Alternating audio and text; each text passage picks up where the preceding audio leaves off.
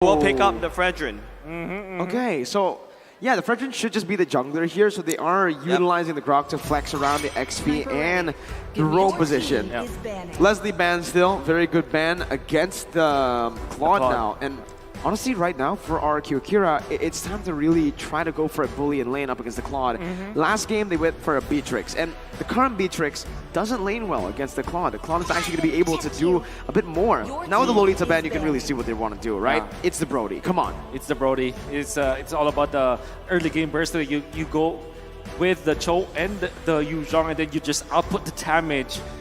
Not even relying on your torn apart memory, just the raw damage output and the stun coming out from the Brody that could be really good. Or the Valley, I really like this Leslie ban because it kind of secures the fact that this squad will have a great time.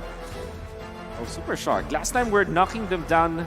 This time we're knocking them out. What a poet. He doesn't say much, but when he says something, it's spicy, dude. It's spicy. Oh my goodness. By the way, I really like this Ling ban because there's a threat that RRQ AKIRA just can go and pick up the Lunox and then go for a scaling jungler so that they can output the damage. Whoa, the Mars ban.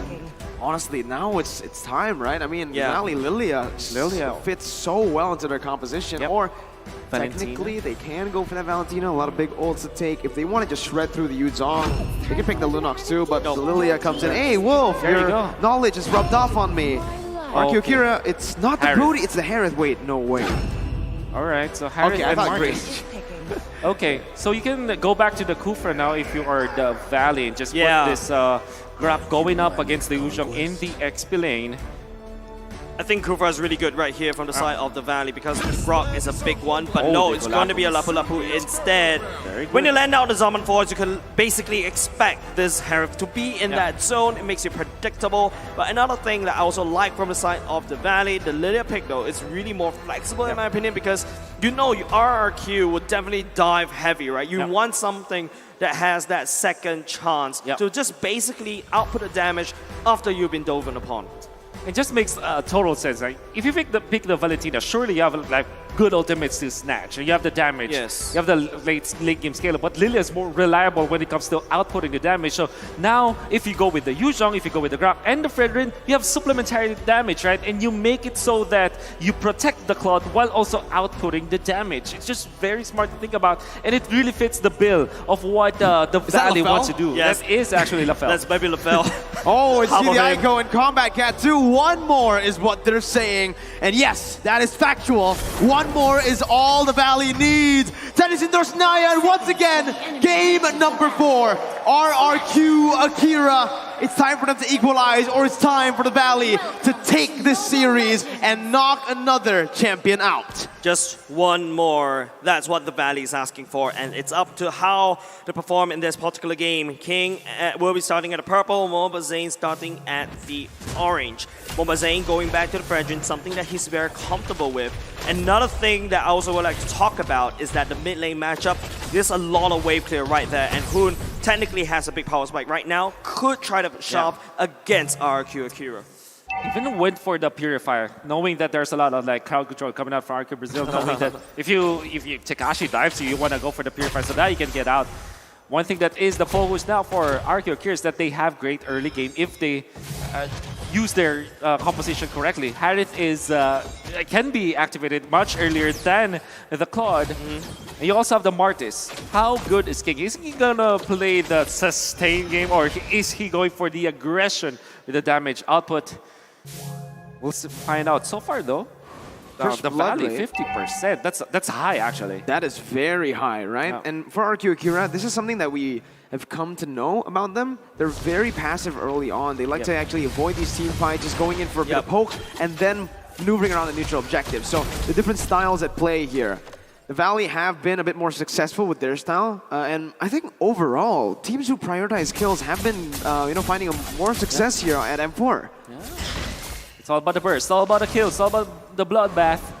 But this time, the Valley, they will just have to wait for their ultimates once again. I think that now that they're doing what RRQ Brazil has been doing, give ultimate to Hoon, give ultimate to Super Shark. Well, both of them are doing this right now. You can see it. There you go. Hoon gets spotted. peekaboo. Sagan finds him. Takashi gets level 4. And Mobazane is actually going to be the first one on the turtle, resetting it really well for his team just to get a bit more pressure down before they go for it. But RRQ, with a proper response too, they clear out the waves, and now it's 50-50 around the turtle. Yeah, but no, Super Shark flicker forward with the wild charge at the same time. That was going to be first blood given over to the side of the valley as well. Lewis stuck in a very awkward place, flickers all the way out to safety. King will have to get on the way. The turtle will definitely go into the side of the valley. That 50% first blood rate is rising now. The valley again with another first blood, dude. Oh, my goodness, that looked beautiful. And that's the reason why you pick up the Lilia. Their threat is just so crazy, right? Both these two teams, especially RRQ Akira. Personally, if I'm the Valley playing this particular game, I feel like RRQ Brazil, the way that they literally strangle my game plan is there, and then all of a sudden the Valley pops up. Oh, it's not a steal. Mobazane gets out. Gusta trying to deal the damage, but man, that play by Super Shark, that was a weird angle to get the wild charge on, and he executed it really well. I mean, sometimes you want to go for the maximum value where you get like the knock-up and the stun. That moment, Super Shark just opted to go for Flicker and the knock-up so that the other members of the Valley can follow up with the stun themselves. With Fried Chicken and Mobazane being in there, plus the supplementary damage from Hoon, it allowed them to take the turtle easier compared to RRQ Brazil. That's why they now have 1,000 gold lead. And here, with 1,000 gold lead, we all know that the Valley are really good at, just grasping onto that lead. They're utilizing it really well by already rotating across the map. Oh, giving a little bit more pressure. Fwide now going to be caught very low. King's looking for it. Takashi does have the big black dragon, but Fried Chicken, well, recalls with the chicken recall. Nice usage of the flicker mid-animation of the ultimate, the bravest fighter, so that he definitely will not be clipped by King. The fact that this Martis doesn't have any kill or assist at 4 minutes, that's not how you want to play the Martis. Yeah, and Zane is actually out-farming him too, right? Getting a bit more XP down. The gold is still very easily, turned around. RRQ Akira, this is their style. They like to play it passively, waiting for Gusta to get to those item power spikes. And even in the gold lane so far, I do believe Basic has been getting just the better trades in general, clearing out the waves properly. Louise with the kick. Onto the wrong side, though. Yeah, that's a kick wasted by the side of RRQ Akira, right? Especially going into this total fight going in. Lewis will have to walk in without his ultimate, whereas the Valley, they have everything on board. That mid-control is doing them justice. Black Dragon form, though, by Takashi. Black Dragon form by Takashi. Sagan will be able to find an angle on top of real world manipulation. Takashi actually causing a lot of trouble against the Valley at the same time. Super Shark a little bit low. Has to try to spin. But Fried Chicken, he's already here as well. Mobazane. Oh no, Takashi will be bringing down the Grok. Lewis finds Hoon as well, but Hoon is a little bit low, but he's continuing to chase. He has the friends to chase down Lewis, but Lewis, that troll, super slick. All right, turtle per kill. Which one is worth it here, the turtle or the kill? I guess the fact that it is only the Grako was taken out, which is a roamer, not much importance when it comes to like the economy and the growth of a roamer because you get ambient gold anyways. This is much more for the Valley. As Mobazane secures the second, it's a global gold, you give it to the Claude as well. Yeah. Oh, Fried Chicken, he goes ham at the bottom lane. The Black Lizard will fall. Man, wow, what a play here by Fried Chicken. Hey, that's the flex. That is the flex. And speaking of flexing, Lewis, where are you gonna go? Hoon takes Lewis down right off the bat. So much flexing happening around the Valley. Oh, this is a problem. Super Shark now has got the Radiant Armor. He's gonna be tanking through majority of the damage output of RRQ Brazil. Only physical damage output could come from a Martis as well as the Yuzhong, and they're not big bursts. They're not big chunks. They're not be able to be lethal against the Valley.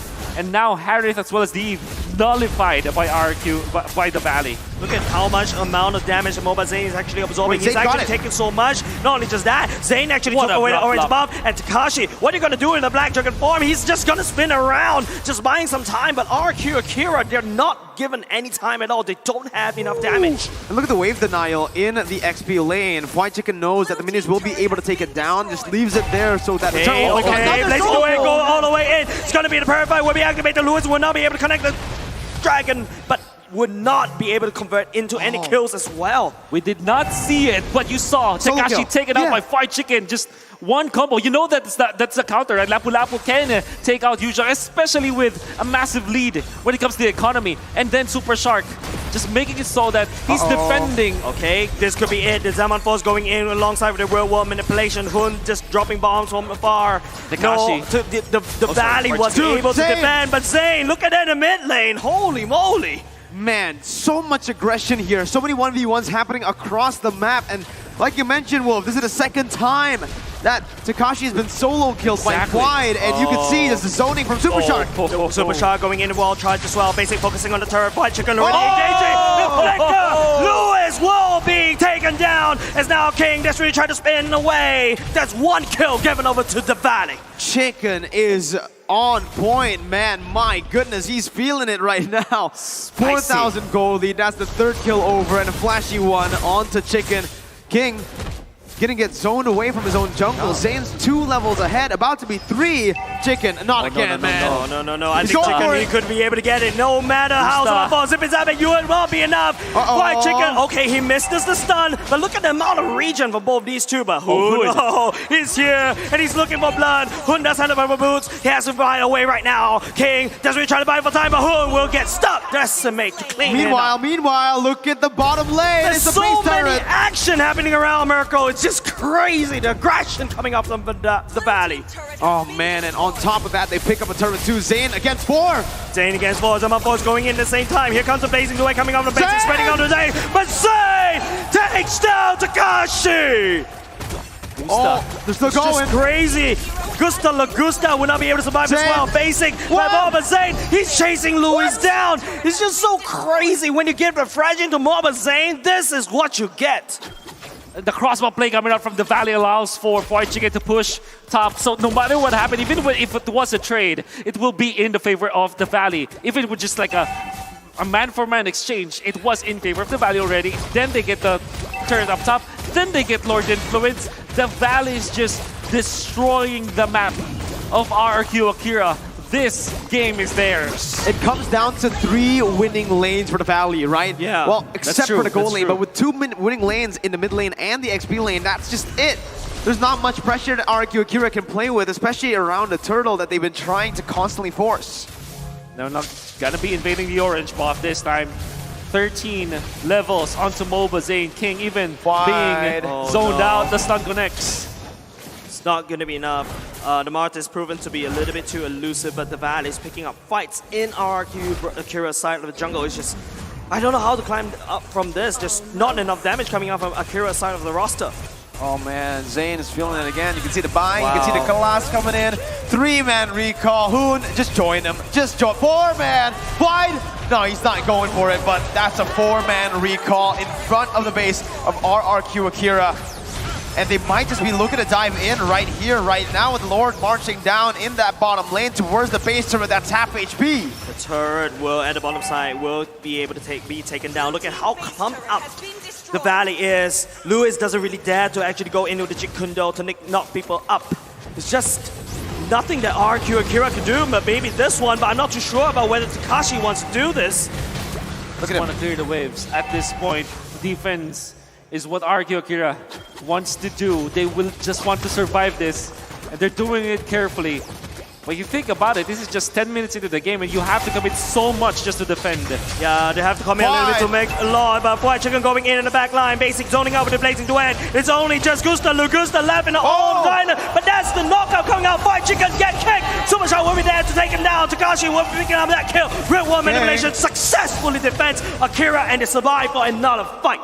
Good value from RRQ Akira in terms of kills, but they did lose that base turret in that bottom lane. So honestly, it's still worth it for the Valley, and they're going to be able to seal away the purple buff. Okay, Zaman Force going in. Gusta Lugusta is probably the only hope left for the side of Akira. But that's the holy hope that is already gone. And now Mobazane pushing on the Vantage. King will be able to just get out of dodge for now, but Basic, look at them. They're hungry, and they won the kills. 2-4-0, just as you say that Gusta is the last hope. He gets melted down by Basic. 4-0-4 on the Claude. Mobazane tanking the turret up, showing absolutely no respect. 9,000 gold lead, the thumbs up as well. They're looking for another turret. They're filling it, but Lewis, what can you do? You're kicking super shot all the way in the back line. It's going to be something happening in the real world manipulation as well. Gusta going into Zama Fog. That's fried chicken in the back line, just wrecking some havoc. The damage coming from Gusta could be the only saving grace, but it's up to whether he actually pick up a good fight. But here comes the invisible dragon coming out of Takashi. The Petrify going down, but here comes Blazing at the same time, doing some damage in the back line. But here comes also the Blazing Duet. No enough damage and not enough heal for Akira, and they winning the ball. Gusta trying to actually getting out, but that's not enough. The Valley is just stalling on Brazil. It is all over for RRQ AKIRA. The 4-man recall. The Valley knocks them out. It's another MPL champion under the belt of the Valley. The Slayers of MPL. The Valley, looking scary. Even in M3, we almost count them out. Even in M4, we were counting them out during the group stage. And everybody just stepped up for the side of the Valley. They won each of their lanes. White Chicken was destroying Takashi. Many parts of that match. You see Super Shark just being so good at initiating, so good at providing vision for his teammates. Basic, knowing where to go. And Mobazane was actually the one who caught the Harris many times in this game. Underrated in this matchup and how he uses the Frederick. He knows where and how to time his knockups, his taunts. Hoon, of course, the massive play with the Lilia. Well, for the crowd here, for all the Valley fans, give it up one more time for the Valley as they make their way across the stage. Analysts, we're going to throw it back to you to dissect again what happened in this game.